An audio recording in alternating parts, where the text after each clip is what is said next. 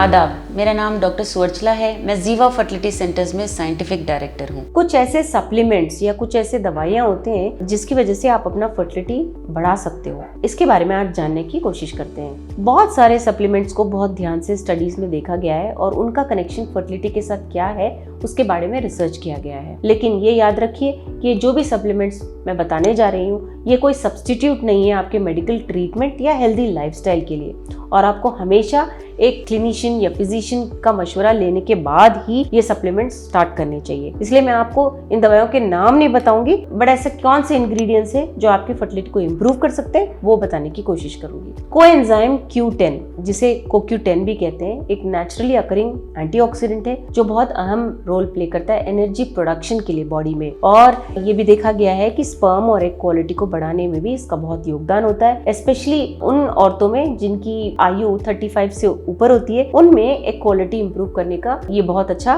तरीका होता है। ओमेगा 3 फैटी एसिड्स बहुत इंपॉर्टेंट होते हैं ओवरऑल हेल्थ और वेलबींग के लिए, एंड ये देखा गया है कि स्पर्म क्वालिटी भी ओमेगा 3 से इंप्रूव होते हैं। औरतों के लिए भी, स्पेशली जो फर्टिलिटी ट्रीटमेंट करा रही होती है उनके लिए भी ओमेगा 3 फैटी एसिड्स बहुत अच्छे होते हैं। विटामिन डी, हमने बहुत सारे वीडियोस बनाए विटामिन डी पे जिसमें बताया गया है कि विटामिन डी अंडे के क्वालिटी में, गर्भ के लाइनिंग के लिए, स्पर्म के क्वालिटी के लिए बहुत अच्छा होता है, इसलिए ये भी फर्टिलिटी इंप्रूव करने में लाभदायक होता है। फोलिक एसिड भी एक बहुत इंपॉर्टेंट सप्लीमेंट है जिसकी वजह से हेल्दी फीटल डेवलपमेंट, यानी कि गर्भ में जो बच्चा पड़ रहा होता है उसके हेल्थ के लिए बहुत इंपॉर्टेंट होता है और फर्टिलिटी के लिए भी बहुत लाभदायक होता है। इसलिए जो भी महिला कोशिश कर रही है प्रेगनेंसी के लिए उन्हें फोलिक एसिड सप्लीमेंट्स पहले से ही, जब वो प्लानिंग में होती है तभी से देने की कोशिश की जाती है। जिंक भी एक बहुत इंपॉर्टेंट सप्लीमेंट है जो पुरुषों के लिए बहुत लाभदायक होता है, क्योंकि जो स्पर्म का डेवलपमेंट होता है, उसका मैच्योरेशन होता है, उसके लिए जिंक बहुत महत्वपूर्ण होता है नॉर्मल फिजियोलॉजी में।